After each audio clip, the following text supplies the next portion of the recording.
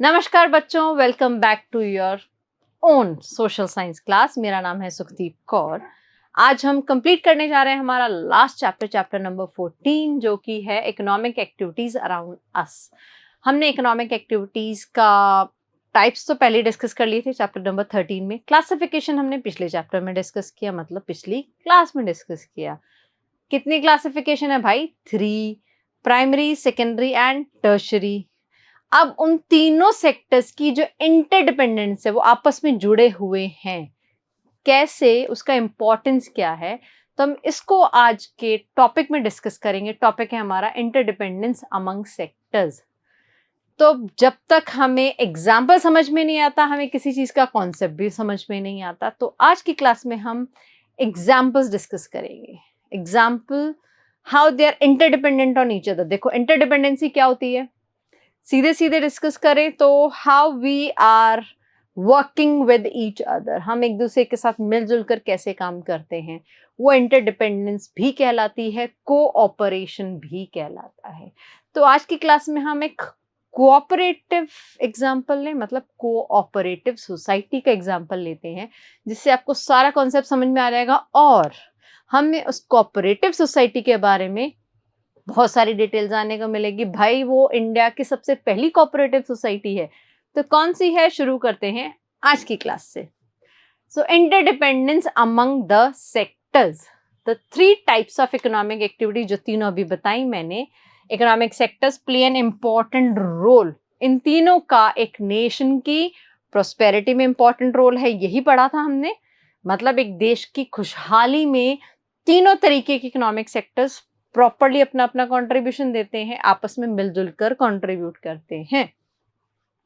जितना देश के पास पैसा ज्यादा, उतनी खुशहाली ज्यादा, क्योंकि पैसे से हम क्या खरीद सकते हैं? रिसोर्सेज, एटलीस्ट बेसिक रिसोर्सेज हम खरीद सकते हैं, दैट इज रोटी, कपड़ा, मकान।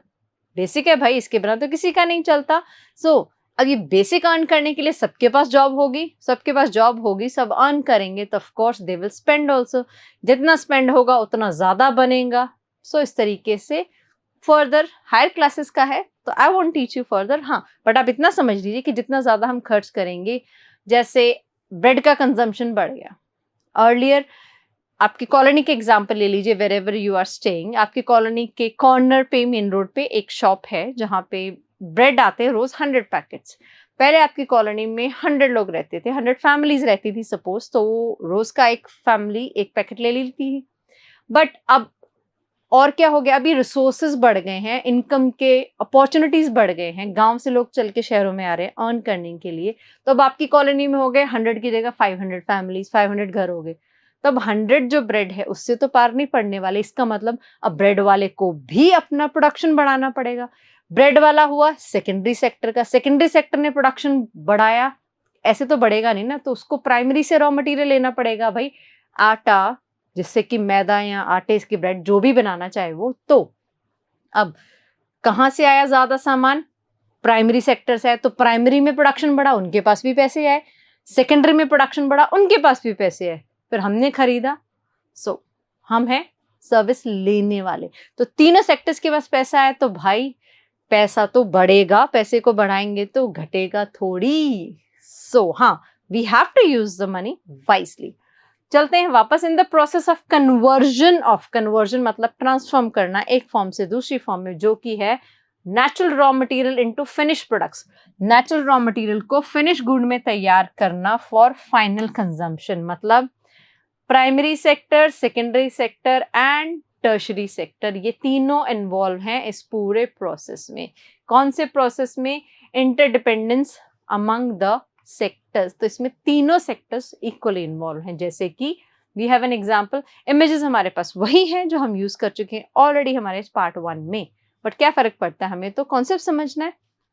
तो कॉटन, चाहे तो शर्ट का एग्जांपल ले लें, शुगर केन से शुगर का ले लें, जूतों का ले लें, जो आपका मन करता है। तो प्राइमरी से नेचुरली प्रोडक्ट्स लिए गए, सेकेंडरी में उनसे कुछ उनका फॉर्म बदल के, उनका शेप बदल कर, उनका कंप्लीटली चेंज करके उनकी एग्जिस्टेंस को हमने यूज करने के लिए सामान तैयार किया। ये यूज करने के लिए सामान हमने सेल करने के लिए टर्शरी सेक्टर में भेजा with the help of cab driver, truck, whatsoever, तो यहाँ पे सेल आउट हुआ। तो मॉनेटरी टर्म से, मॉनेटरी वैल्यू के टर्म से ये तीनों इंटर रिलेटेड हैं और अकेले स्टैंड नहीं होते। 99 तो नहीं कहूंगी, बट या देयर आर वेरियस थिंग्स, वो सिर्फ प्राइमरी सेक्टर से ही सोल्ड आउट हो सकती हैं, जैसे कि वेजिटेबल्स हैं, बट वेजिटेबल को भी बाजार तक लाने के लिए हमें ड्राइवर की जरूरत पड़ेगी। So we can straightforwardly say कि तीनों ही सेक्टर्स अकेले काम नहीं कर सकते, कर सकते हैं बट प्रॉपरली नहीं कर सकते। They do need the help of either और सेक्टर्स। इन तीनों को ही, तीनों में से ही एक दूसरे की जरूरत पड़ती रहती है। Without the help they can not survive. Survive कर लेंगे but then it won't lead to a happy nation, prosperous nation, ये चीज याद रखनी है। तो जैसे कि मैंने कहा था, हम शुरू करेंगे आज की क्लास एक कोऑपरेटिव सोसाइटी से। कोऑपरेटिव, मिलकर ऑपरेट करना किसी चीज को, किसी ऐसे काम को। अब कौन सा काम, हम इकोनॉमिक एक्टिविटीज की बात कर रहे हैं, तो हम ऐसा काम जिससे कि पैसा कमाया जा सकता है। पैसा कमाने के लिए कुछ लोग मिलकर एक साथ आ रहे हैं, मिलकर एक जगह काम कर रहे हैं, फिर पैसा इक्वली डिस्ट्रीब्यूट हो रहा है। That is what is the purpose of cooperative society.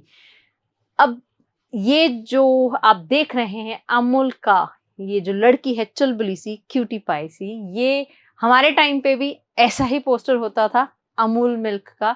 आज भी अमूल बटर ले लीजिए, मिल्क ले लीजिए, कुछ भी ले लीजिए, उसका यही पोस्टर है। बट हमें पोस्टर को डिस्कस नहीं करना है, हमें डिस्कस करना है आज की डेयरी कोऑपरेटिव को।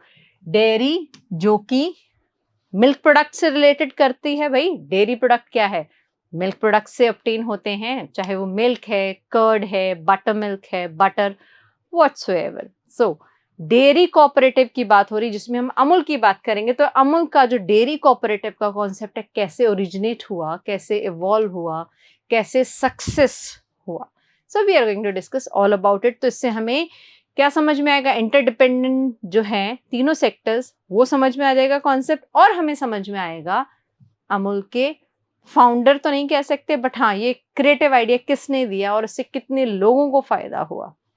बिकॉज लोग हैप्पी तो who will be happy, nation will be happy. Prosperous nation का नारा हमेशा याद रखना।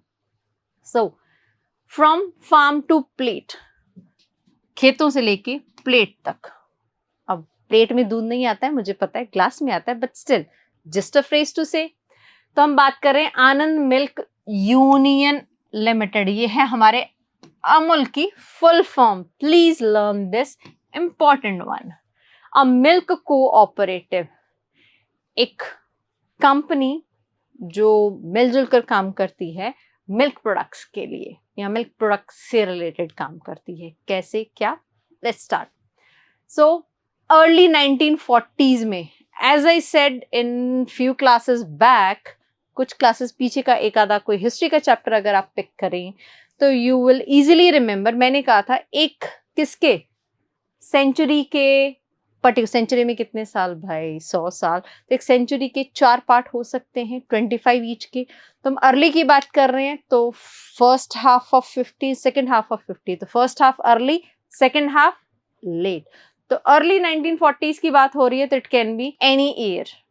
पहले 50 साल जो 1940s के थे, उसके पहले 50 सालों में कोई भी पर्टिकुलर ईयर हम यहाँ कंसिडर नहीं कर रहे हैं, we are taking it as early 1940s में क्या हुआ।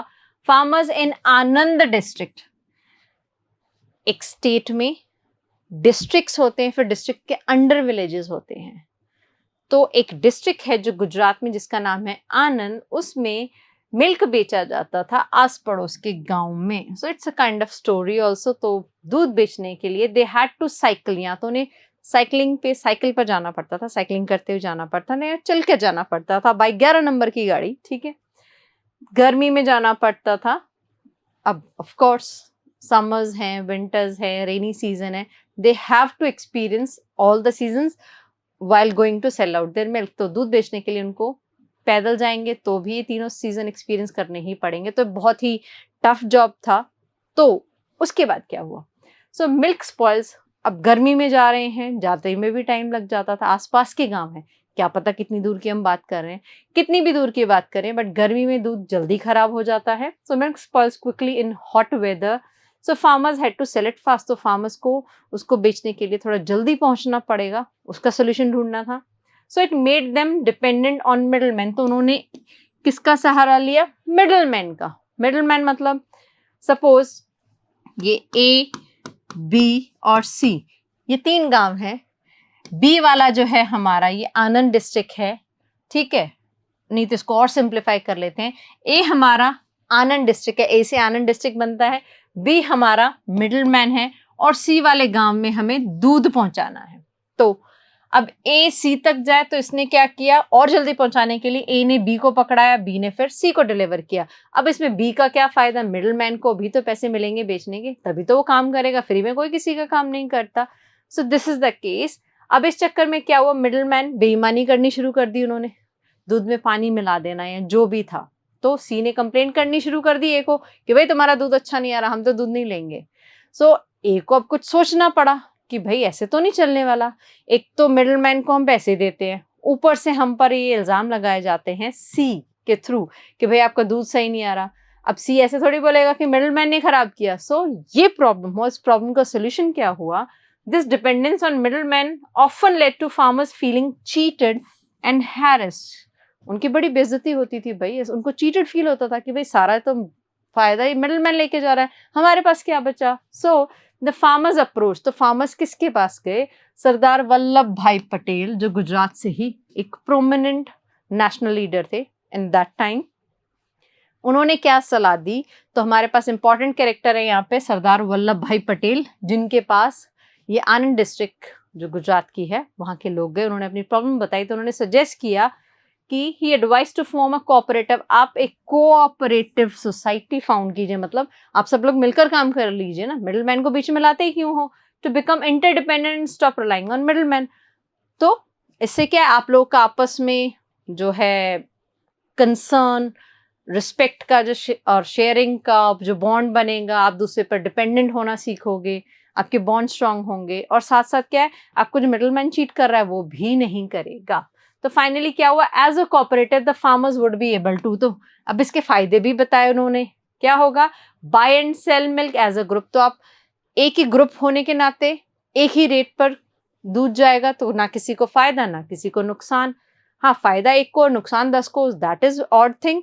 तो इसको भी खत्म करने के लिए तभी तो लव, शेयर, केयर सारे बॉन्ड स्ट्रांग होंगे भाई, जब इक्वल डिस्ट्रीब्यूशन होगा। तो बाय एंड सेलिंग में मिल्क जो ऑब्टेन किया जा रहा है उसको बाय एंड सेल करने में एज अ ग्रुप का काम सामने आएगा। Taking care of the entire operation of milk collection, processing and distribution themselves. तो इसमें क्या है, जब बाइंग एंड सेलिंग आप ही लोग मिलकर करोगे तो आप ही ऑब्टेन कर रहे हो मिल्क, आप ही सेल आउट करो, तो बेईमानी का कोई चांस ही नहीं है। सो फाइनली अमूल कोऑपरेटिव या डेयरी कोऑपरेटिव सोसाइटी एस्टैब्लिश हुई, सेटअप इन 1946 में। हमारे पास प्रोमिनेंट ईयर भी है, इंपॉर्टेंट है। अंडर द लीडरशिप ऑफ त्रिभुवन दास पटेल। त्रिभुवन दास पटेल जी जो एक लॉयर थे और एक फ्रीडम फाइटर थे। सो इनकी लीडरशिप में ये डेयरी कोऑपरेटिव फाउंड हुआ। डॉक्टर वर्गीस कुरियन जो थे इसके इंजीनियर थे, जो डेयरी फैक्ट्री मुंबई में भी काम करते थे। अब इंजीनियर का भाई डेयरी फैक्ट्री में क्या काम? दूध को ऐसा तो है नहीं कि एक साथ बल्क में लिया तो जब मन किया तब उसको आगे सेल आउट के लिए भेज दिया, नो। होगा तो ऐसे ही, बट उसके लिए दूध को संभाल कर रखना पड़ेगा, प्रिजर्व करके रखना पड़ेगा कि दूध खराब ना हो। तो वो जो प्रोसेस आता है वो है पॉस्चराइजेशन। तो प्रोसेस के जो क्रिएटर थे, we can say he was the helping hand in that. Doctor Verghese Kurien ने यहाँ पे भी अपना कॉन्ट्रीब्यूशन दिया। एज एन ये हमारे पास इमेज आ रही है पुराने डेयरी जो हमारा कोऑपरेटिव सोसाइटी शुरू हुआ था from Gujarat itself. Moving further, this initiative brought farmers including women together. तो ना सिर्फ मेंस, विमेंस भी इस काम में अपना कंट्रीब्यूशन देने लगी। कैसे? अब ये बाइंग का काम वुमेन्स ने जैसे इकट्ठा कर लिया, सेलिंग में मेंस कंट्रीब्यूट करने लगे, तो इससे उनको और ज्यादा टाइम मिला और ज्यादा अपने काम को बढ़ाने के लिए। So the milk producers collectively made their own decisions. तो इससे क्या है, जो मिल्क प्रोड्यूस कर रहे थे, वी कांट से कि मेन और वुमेन जो भी थे वो अपने डिसीजंस खुद लेने लगे कि मुझे इतना दूध देना है, नहीं देना है, इस रेट पे देना है, व्हाट्सएवर। एंड उनके जो मैटर्स से, प्रोडक्शन से रिलेटेड, पॉस्चराइजेशन, मैंने अभी आपको बताया एक प्रोसेस जिसके related the milk is to be preserved. कैसे? अब दूध को एक पर्टिकुलर हाई टेम्परेचर पे बॉईल करते एकदम से ठंडा करने रख दिया जाता है, जिससे क्या होता है, जो उसमें जर्म्स होते हैं वो मर जाते हैं। एकदम से गर्म और ठंडा कर दोगे तो the germs will be automatically murdered, killed over there. ठीक है, तो ये है हमारा pasteurisation process. Sale of milk, तो इन सब कॉन्सेप्ट से related, production, pasteurisation, sale of milk से रिलेटेड जो कोऑपरेटिव के लोग थे, चाहे मेन एंड वुमेन, वो अपना डिसीजन खुद ले रहे थे, कलेक्टिवली ले रहे थे। The task were shared by everyone. Buying का था, प्रिजर्वेशन का जो प्रोसेस है उसका था, सेलिंग का था, सारे काम सब लोग मिलजुल कर रहे थे। So it help to raise their income gradually. तो सब लोग काम करेंगे तो सब लोग अर्न भी करेंगे, तो इनकम लेवल बढ़ेगा, फैमिली का बढ़ा, तो ऑफ कोर्स डायरेक्टली इनडायरेक्टली आपको बता ही चुकी हूँ, फाइनली किसका बढ़ेगा, देश का बढ़ेगा। So as more farmers saw the benefit, जैसे जैसे और किसानों को इसके फायदे पता लगे of the cooperative, it steadily grew. तो ये जो कोऑपरेटिव सोसाइटी है डेयरी वाली और बड़ी होती गई। Farmers decided to produce other dairy products. पहले तो सिर्फ दूध बेचते थे, अब उन्होंने सोचा कि नहीं भाई, हमें छाछ, लस्सी, मक्खन जो भी है, likewise quantity of other milk products we should produce and we should sell them. So they set up a factory. तो अब उन्होंने एक फैक्ट्री बना ली थी आनंद डिस्ट्रिक्ट में। ये भी याद रखें कि आनंद डिस्ट्रिक्ट में फैक्ट्री बनी थी। Began to produce butter and milk powder. अब उन्होंने मिल्क पाउडर और बटर बनाना भी शुरू कर दिया। Today the cooperative has a wide range of products. तो आजकल तो butter, milk powder, butter milk, पता ही नहीं क्या कुछ बन रहा है। अमूल की मिठाइयाँ भी बननी शुरू हो गई हैं, फ्लेवर्ड जूस आते हैं, फ्लेवर्ड लस्सीज आती हैं। सो this is how growth signifies itself. So made at many milk processing plants and factories all over India में फैक्ट्रीज खुल गई हैं जहाँ पे बहुत सारी चीज़ों का प्रोडक्शन हो रहा है। ये थी इंफॉर्मेशन हमारी किससे रिलेटेड, इकोनॉमिक सेक्टर्स में cooperative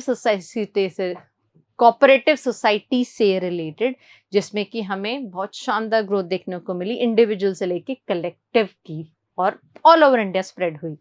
So the products are transported and sold in small and large retail. Retail जहाँ पे बल्क में सामान रखा जाता है फिर आगे सेल आउट किया जाता है to many countries around the world. तो ना सिर्फ नेशनली, इंटरनेशनली भी इस कोऑपरेटिव सोसाइटी के प्रोडक्ट्स आजकल, नॉट फ्रॉम नाउ, सिंस 1946 या उससे भी पुरानी बात करें तब से अब तक सेल आउट हो रहे हैं। सो इन दिस स्टोरी हमें क्या सीखने को मिला related to economic sectors interdependency. Farmers milk their cows to sell the milk later. तो हमारे पास प्राइमरी सेक्टर इन्वॉल्व हो गया, प्राइमरी सेक्टर इकोनॉमिक एक्टिविटी, क्योंकि बिकॉज द प्रोडक्ट जो है milk is derived directly from a natural source.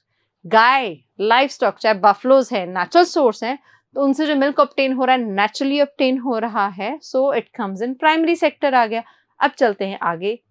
फिर milk is processed and converted. तो मैन्युफैक्चरिंग हो रही है, मैन्युफैक्चरिंग भाई पॉस्चराइजेशन प्रोसेस के थ्रू मिल्क को प्रिजर्व किया जा रहा है।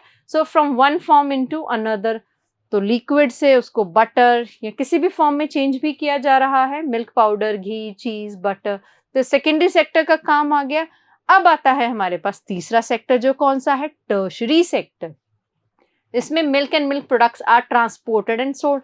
तब जो तैयार, produced whatever products are there, they are sent for the selling purpose. बेचने के लिए दुकानों पर, आप आसपास के मार्केट्स में भेजा जाता है। तो retail stores and other shops across India, transportation, trading, retail is a tertiary activity. Transportation, एक जगह से दूसरी जगह भेजना ड्राइवर के थ्रू। फिर बिजनेस में जो लोग इन्वॉल्व होंगे, अच्छा भाई मुझे इतने पे मैं तुमसे खरीदूंगा, मैं इतने में बेचूंगा, ट्रेडिंग का पार्ट हो गया। रिटेल, जिस पर्टिकुलर शॉप के पास ये जाएगी बल्क में। अब ऐसा तो है नहीं कि 2-4 पीस ही रखेंगे वो बटर के, it should be taken in bulk, 50 या 100 व्हाटएवर काउंट इज देयर।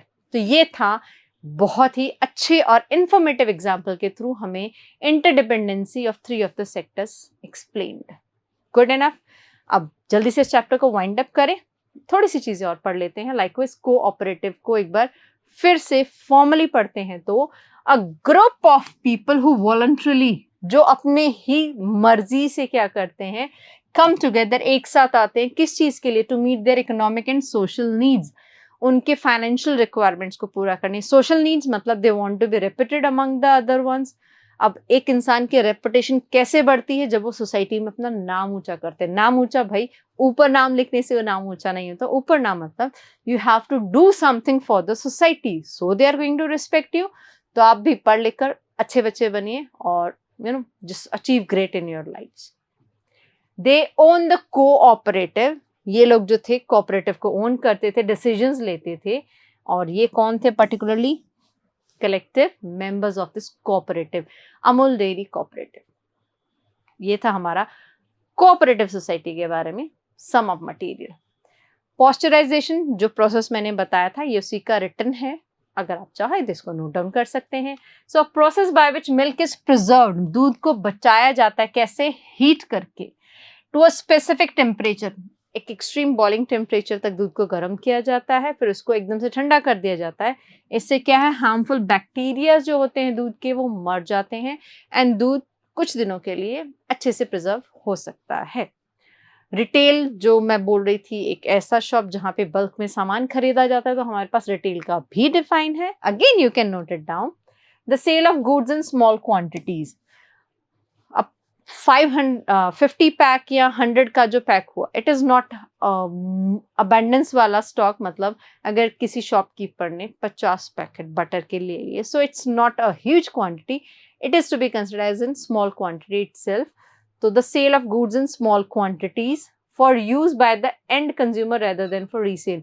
तो डेयरी के जो प्रोडक्ट्स हैं, रिटेल स्टोर की हम यहाँ बात इसीलिए कर रहे हैं, यहाँ पर वही चीजें सोल्ड आउट होती हैं जो कि रीसेल दोबारा नहीं हो सकती। It means likewise if one has bought the shirts, shoes, any of the clothes, so they can be sold out through out the year, even after a month, या जितना भी आप टाइम ले लें। मैंने तो ईयर एक साथ ही बोल दिया। बट हम बात करें डेयरी प्रोडक्ट्स की, वेजिटेबल्स की, पोल्ट्री प्रोडक्ट्स भाई, egg and your chicken, whatsoever products are there, तो ये जो है ये दोबारा रीसेल नहीं हो सकते। ये एक जगह जहां पे जा चुके हैं सोल्ड आउट के लिए, वहीं से सेल आउट हो जाते हैं। तो इनको उतनी ही क्वांटिटी में मंगाया जाता है जितनी की रिक्वायरमेंट होती है। रिमेंबर, मैंने आपको पिछली क्लास में ब्रेड वाला एग्जांपल दिया था, एक कॉलोनी में 100 ब्रेड के पीसेस यूज हो रहे हैं। So that kind of thing कि अकॉर्डिंग टू द रिक्वायरमेंट ये जो रिटेल शॉप है अपने पास सामान मंगवाती हैं। हमारे पास एक और डोंट मिस आउट फैक्ट है, it is again related to the dairy cooperative itself.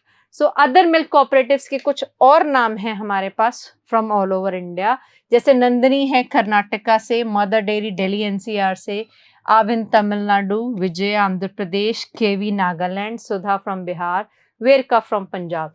तो ये सारे के सारे ही बहुत इंपॉर्टेंट है भाई। क्यों? एमसीक्यूज में आ सकते हैं, ट्रू फॉल्स में आ सकते हैं, फिलिप्स में आ सकते हैं, कैसे भी टीचर पूछ सकती है। तो यहाँ पे आपका काम आसान कर दिया एक टेबल फॉर्म में देखिए। So do not it down and do learn it also. फिर है हमारा एक एक्टिविटी है, एक्सप्लोरिंग एक्टिविटी है। सो मेकिंग ऑफ बुक्स, ये किताब बनने का पूरा प्रोसीजर है। How so? Let's do it. पहले a tree is to be cut, लकड़ी कटी, बहुत सारी लकड़ियां कटी, एक्चुअली बहुत सारे पेड़ कटे, उनको ऐसे पाइल करके ट्रक में लोड करके क्रेन से भेजा जा रहा है। कहाँ भेजा जा रहा है? फैक्ट्री में।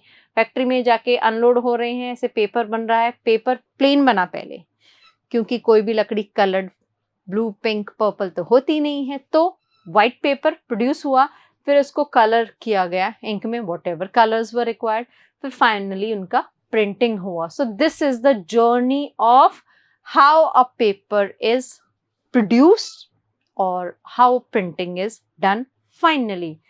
उसी तरीके से हमारे पास ये एक टेबल है। अगर अब सेम टेबल जो हमारा पिछला टेबल था, this is the same one, but what we have to do on this, हमें यहाँ पे ये पता लगाना है कि ये जो तीनों स्टेजेस हैं, चाहे इसको 1, 2, 3 कंसिडर कर लीजिए, which stage belong to which sector. ये हमारे पास तीनों सेक्टर है, primary, secondary and tertiary. So primary में रॉ मटेरियल ऑब्टेन हो रहा है, तो first comes in primary. Second में मैन्युफैक्चरिंग हो रहा है, लकड़ियां आ गई हैं फैक्ट्री में, पेपर मैन्युफैक्चर हो गया है, तो ये आ रहा है हमारा किसमें? सेकेंडरी में। फाइनली फिर क्या हो गया? फैक्ट्री में तैयार होके कलर होके प्रिंटिंग हो रही है, तो फाइनल प्रोडक्ट तैयार हो रहा है for the selling part. Exactly यहाँ पे सेल आउट भी हो रहा है, so that comes in our tertiary sector. तो ये तीनों सेक्टर्स हो गए हमारी सेम इमेज के थ्रू डिस्कस। ठीक है, अब है रिसाइकलिंग। पेपर से ही रिलेटेड एक इंपॉर्टेंट चीज देखो, पेपर तो हमेशा से ही इम्पॉर्टेंट रहे हैं and concern of nature is always on the top. कैसे भाई? अब जितने ज्यादा पेपर वेस्ट करोगे उतनी ज्यादा लकड़ी कटेगी, जितनी ज्यादा लकड़ी कटेगी उतने क्या होंगे भाई? जितनी लकड़ी कट रही है, पेड़ कट रहे हैं, पेड़ कट रहे हैं, बारिश कम होगी, पोल्यूशन ज्यादा बढ़ेगा और भाई CO2 भी होगा, क्योंकि पेड़ नहीं है तो CO2 को इनहेल कौन करेगा? हम तो करेंगे नहीं, हम तो रिलीज कर रहे हैं। तो plants are very important for, हमें जिंदा रहने के लिए तो इंपॉर्टेंट है ना, इससे इंपॉर्टेंट तो कुछ नहीं है। So please consider save trees, and here we are talking about the same kind of concept, recycling of used paper to make new paper। तो हम लोग सेव ट्रीज के कॉन्सेप्ट के लिए हम जो यूज पेपर है उनको रिसाइकल करके दोबारा से नए पेपर बना सकते हैं। So let's go through it once. Recycling 1 ton as of paper. 1 ton एक इसका मेजरिंग यूनिट है। जब 1 टन पेपर को रिसाइकिल किया जाता है, हम 17 पेड़, 17 trees we are saving over here, and we are saving 2.5 cubic meter of landfill space।